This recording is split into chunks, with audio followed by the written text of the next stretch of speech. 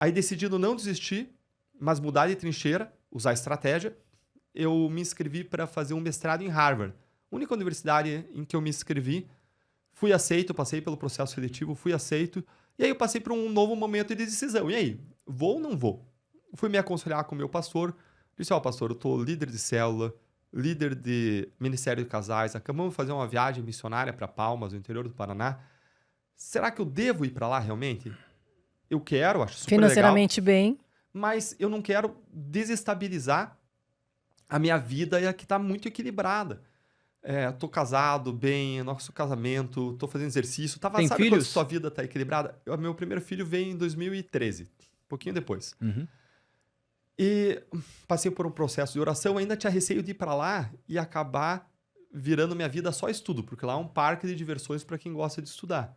E aí tinha receio de abandonar as disciplinas espirituais. No final das contas, decidi ir, mas com esse cuidado de não abandonar as disciplinas espirituais. E lá eu passei a frequentar uma Foursquare Church, uma igreja quadrangular. Eu era o responsável por dirigir a van que levava as coisas da igreja, porque a igreja não tinha um lugar fixo, ela era itinerante, era uma igreja no campus universitário. A gente montava, às vezes, na praça, às vezes dentro de alguma salão de Harvard. Sua esposa foi com você? Foi comigo, sim. E ela fez mestrado em administração, enquanto fazia mestrado em direito lá. Fez em Harvard também.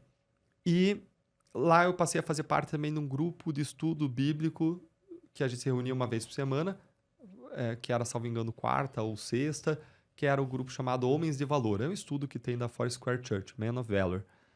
E no último dia do estudo, o pastor Chris Gleason, ele fez uma profecia sobre a minha vida. E eu sou gente cristão evangélico batista. Ninguém nunca tinha feito uma profecia sobre a minha vida antes.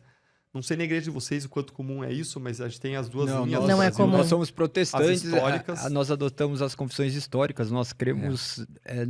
a nossa vertente é sensacionista, então a gente crê que Deus fala de maneira inerrante por intermédio da palavra, mas nós acreditamos sim que Deus, por intermédio de tudo, está falando, né? Mas de maneira inerrante somente por intermédio da palavra. São impressões, como aquela mulher que você acabou de citar, a sua sogra, falando aquilo ali, você orando de maneira individual, é você ter discernimento, porque Deus está a todo tempo gritando a sua glória por intermédio de tudo. E foi um dia onde ele foi fazer profecia, assim, pro pessoal? Mais ou menos. No último dia do estudo, ele entregou uma folha para cada um com um personagem bíblico e ele fez uma oração sobre cada um e sobre mim, a gente eram 5, 6 ali nesse grupo, assim, era um grupo bem restrito. E quando... Eu não lembro o que ele orou especificamente sobre os outros, porque assim, a gente esquece, mas o que aconteceu sobre mim me marcou muito. Porque ele veio sobre mim e começou a orar e dizendo que eu ia voltar para o Brasil, e a gente estava em 2013, meados de 2013, eu ia enfrentar os maiores corruptos do país, que iam se levantar, a gente ia se levantar contra eles, que iam ter ameaças à minha vida, à vida da minha família, que eu ia enfrentar as pessoas mais poderosas, que ia ser difícil, que ia ter reveses, que isso, que aquilo, e começou a orar e criar um cenário que a primeira sensação que eu tive ouvindo ele orar foi uma sensação de medo. Eu nunca tive medo de exercer a minha profissão. Ela tem uma certa proteção institucional, tem uma série de proteções, mas o cenário que ele descreveu ali era um cenário realmente turbulento. Mas em seguida, eu tive uma segunda sensação de conforto, de assim, gente, isso aí, ele não conhece o Brasil. Nunca aconteceu no Brasil. Não vai ser na minha vez, né? Ele nem sabia a sua profissão aqui no Brasil ou ele sabia? Sabia a profissão, mas nunca tinha falado especificamente de combate à corrupção com ele, né? E até em Harvard, objeto do meu estudo, eu passei por esse tema, mas estudei mais uma questão probatória, uma questão mais ampla, nem era tanto o meu foco lá. Mas ele veio e faz essa oração dizendo que eu ia viver. A minha segunda sensação foi impossível isso aí acontecer no Brasil. Nunca aconteceu. De um caso, lutar contra os grandes corruptos do país, botar todo mundo na cadeia, etc. E se acontecesse, não vai acontecer comigo. Por quê? Porque eu trabalho em Curitiba. Eu não conheço a geopolítica do Brasil. Aí. Curitiba é uma cidade que não é Brasília, não é São Paulo, não é Rio de Janeiro, não está nos centros do poder. E se acontecer em Curitiba, mesmo em Curitiba eram 20 procuradores.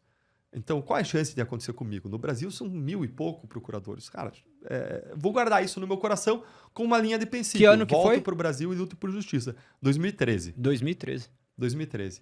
E aí eu volto para o Brasil e em 2014 começa a acontecer na minha vida tudo o que ele descreveu, que era a Operação Lava Jato, a partir aí de março, quando eu entro na Lava Jato, em março, abril, passo a trabalhar, e a Lava Jato passa a revelar imensos esquemas de corrupção das O que pessoas é a mais Lava poderosas. Jato? Eu queria que você explicasse. A Lava Jato Exatamente. é um carimbo que você deu sobre uma operação, uma grande investigação que desvelou, que revelou como funciona o sistema político no Brasil E da onde que funciona que... movido à corrupção. E por que resolveram investigar exatamente esse... Então, a gente nunca movimento? resolve investigar. O que acontece? Você investiga um fato leva a outro fato, que leva a outro fato, que leva a outro fato.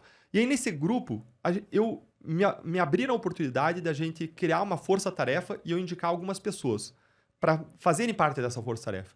E eu indiquei pessoas que eram os melhores do país. Gente que foi estudar em Cornell, gente que foi estudar em Sevilha, gente que foi estudar em Coimbra. As pessoas que eram boas de trabalho, elas tinham que ter 3 características.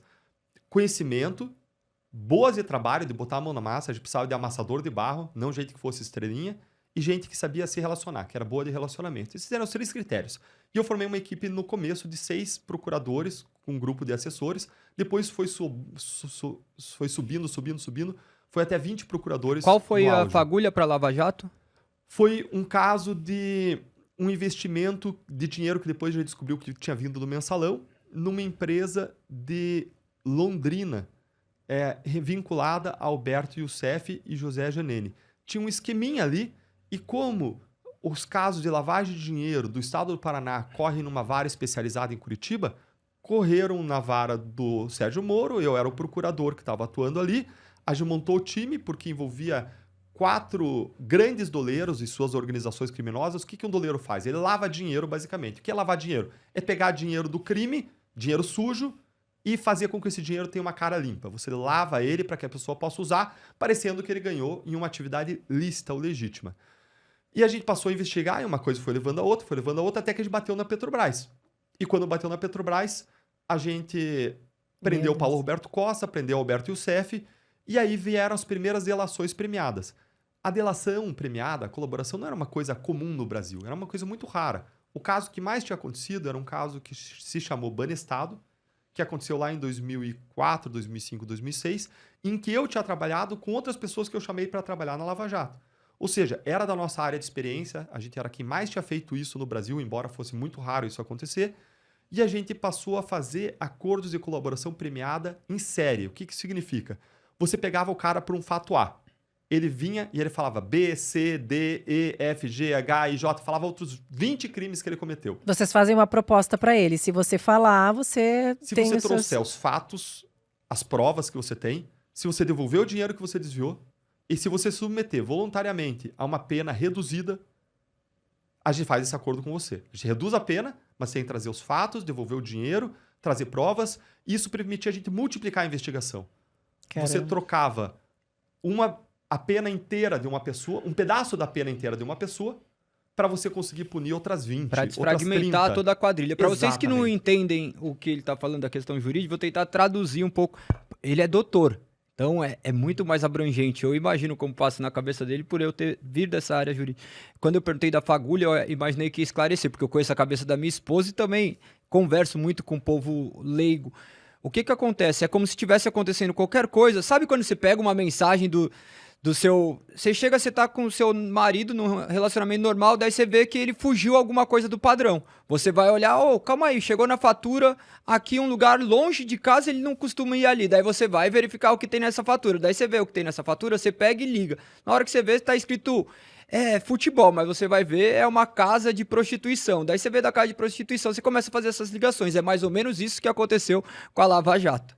Exatamente, a gente uma coisa leva a outra. Vai puxando pra outra você e vai daí seguindo, vai descobre puxando quem o fio. Exatamente. E aí quando você tem a delação, é como essa esposa pegar o cara, e aí digamos que ela esteja interessada em investigar, o cara tem uma redução da pena dele e entrega os outros, todos os amigos pra lá junto. Fizemos a ilustração perfeita. Agora todo o povo pode entender o que é uma Lava Jato. Daí fala assim, tá vendo aquele meu time de futebol? Todo mundo ali, ó. Aquele ali, Também aquele faço. ali que leva. Aí Agora você- entendeu, né, amor? Sim. Aí você pega um outro, aí ele vem, aí você faz outro acordo, expande. Isso nos permitiu ir revelando toda a teia de corrupção no Brasil. Isso nos permitiu mostrar como que a política funciona no Brasil.